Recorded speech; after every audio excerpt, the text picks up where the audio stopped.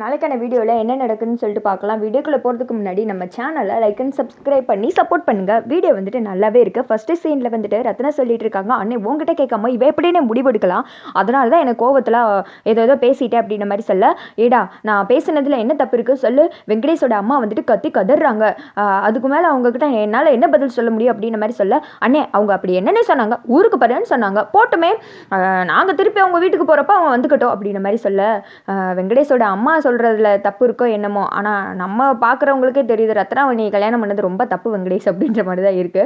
அடுத்து வந்துட்டு இந்த திக்க வந்துட்டு சண்முகம் சொல்கிறாங்க, ஏய் என்ன கழுத நீ வாட்டுக்கு அப்படி பேசிகிட்டு இருக்க, பெத்த மகனை விட்டுட்டு எப்படி அவங்களால இருக்க முடியும் அப்படின்ற மாதிரி சொன்னதுமே, என்ன அம்மா வந்துட்டு போனதுக்கப்புறம் இந்த வீட்டில் எனக்கு இருக்க உரிமையே இல்லைண்ணே, என்னென்ன இப்படிலாம் பேசுகிறீங்க அப்படின்ற மாதிரி சொல்ல, ரத்னா உன் வாழ்க்கைக்காண்டி தான் நான் இப்படி பேசிகிட்டு இருக்கேன், ஒழுங்காக வந்துட்டு நீ அவங்க வீட்டுக்கு போகிறதா நல்ல முடிவு அப்படின்ற மாதிரி சொல்ல, அப்படி சொல்லுடா சண்முகம் அப்படின்ற மாதிரி வந்துட்டு பரணி சொல்கிறாங்க.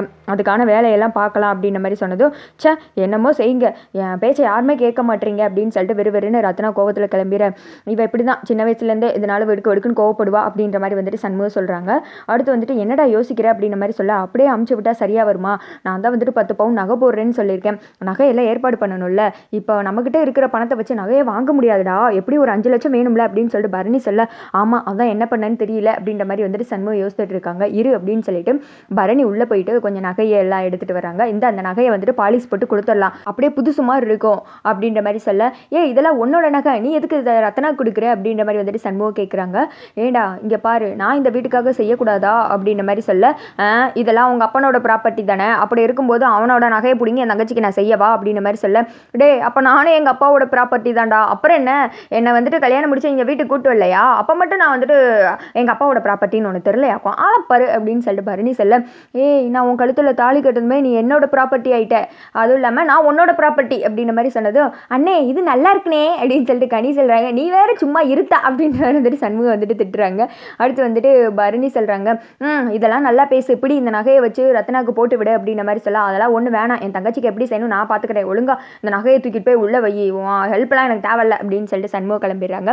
அடுத்த சைடு வந்துட்டு வட்டிக்காரங்க வீட்டில் தான் வந்துட்டு இருக்காங்க. சண்முகம், நம்ம வட்டியை பற்றி உனக்கே தெரியும், மாதம் வந்துட்டு எவ்வளோ ஆகும்னு தெரியும், இதுக்கு மேலே நீ என்னை தேடி வந்திருக்கேன்னா ஓ விருப்பம்ப்பா, டெய்லி 5000 ரூபா கொண்டு வந்து கொடுத்துரு அவ்வளோதான் அப்படின்னு சொல்லிட்டு, நீ வெளியில் இரு நான் பணத்தை எடுத்து வைக்கேன் அப்படின்ற மாதிரி சொன்னதும் சண்முகம் சைன்லாம் போட்டு வெளியில் நின்றுட்டு இருக்காங்க. அப்போ வந்துட்டு வெட்டுக்கிளி சொல்கிறான், அண்ணே இவ்வளோ பணம் வந்துட்டு ரொம்ப ஜாஸ்தின்னு, நம்ம கடையில் வர்றதே அவ்வளோதான், அதே அவங்கக்கிட்ட கொடுத்துட்டோன்னா நம்ம கடைக்கு எப்படி சமாளிக்கிறது, வீட்டுக்கு எப்படி சமாளிக்கிறதுன்னு, நீ பண்ணுறது ரொம்ப தப்புனே, உனக்கு என்ன கோட்டின்னு பிடிச்சிருச்சா அப்படின்ற மாதிரி சொல்ல, எல்லாம் புரியுதுடா, ஆனால் ரத்னாக்கு நம்ம செய்ய வேண்டியது செய்யணும்ல, நாளைக்கு வந்துட்டு அவள் கண்ணை கசக்கி நிற்கக்கூடாது, நம்ம வீட்டில் மூத்த பொண்ணு அவள் தான், அவள் நல்லபடியாக வாழணும்ல, அப்போ தான் நம்மளே நல்லா இருக்க முடியும் அப்படின்ற மாதிரி சொல்ல, நீ சொல்கிறதெல்லாம் சரிதானே, உன்னை பார்க்கும்போது எனக்கு பாவமாக தான் இருக்குது, சரிண்ணே நானும் இருக்கேன் எல்லாரும் இருக்கோம், எல்லாம் நல்லபடியாக பார்த்துக்கலானே, நீ கவலைப்படாத, உன்னை பார்க்க எனக்கே ஒரு மாறு இருக்கேன் அப்படின்ற மாதிரி சொல்லிட்டு அன்னை கூப்பிட்றாங்கன்னு சொல்லிட்டு ஒருத்தவங்க கூப்பிட வர இவங்க வந்துட்டு உள்ளே போகிறாங்க. இந்த சண்முகம் இதில் 4.5 லட்சம் ரூபா இருக்குது, 50,000 நான் இதில் வட்டிக்கு எடுத்துட்டேன், டெய்லி 5000 ரூபா வல்லாட்டி அப்புறம் கடை எடுத்துட்டா என் பொழப்பில் கை வச்சிட்டேன், நீ கதறக்கூடாது இப்பே சொல்லிட்டு அப்படின்ற மாதிரி சொல்ல, சண்முகம் வந்துட்டு சரின்னு சொல்லிட்டு அங்கேருந்து கிளம்பிடுறாங்க. அடுத்த சைடு வந்துட்டு பாண்டியம்மாவும் சவுந்தரபாண்டி பேசிகிட்டு இருக்காங்க. அப்போ வந்துட்டு சவுந்தரபாண்டிக்கு ஒரு ஃபோன் வருது. பார்த்தியா கடவுள் எனக்கு ஏதோ வேலையை ஸ்டார்ட் பண்ணிட்டாருன்னு நினைக்கேன், ஃபோன் வருது அப்படின்னு சொல்லிட்டு அட்டன் பண்ணி பேசுகிறாரு.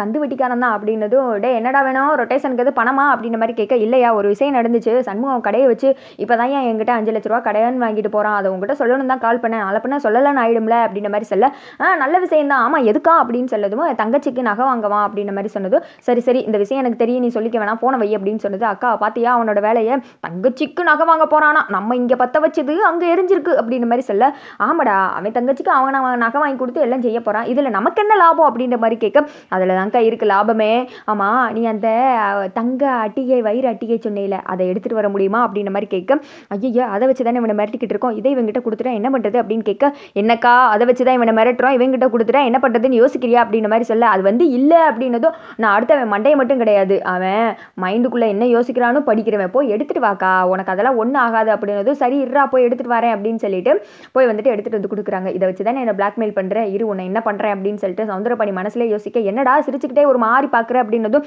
ஒன்றும் இல்லைக்கா இதை பார்த்தேன் சிரிச்சேன் வேற ஒன்றுமே இல்லை, இரு உனக்கு ஒரு நாள் ஆப்பு வச்சுக்கிறேன்னு 2 பேரும் மாற்றி மாற்றி மைண்டில் வந்துட்டு கழுவி ஊற்றிக்கிறாங்க.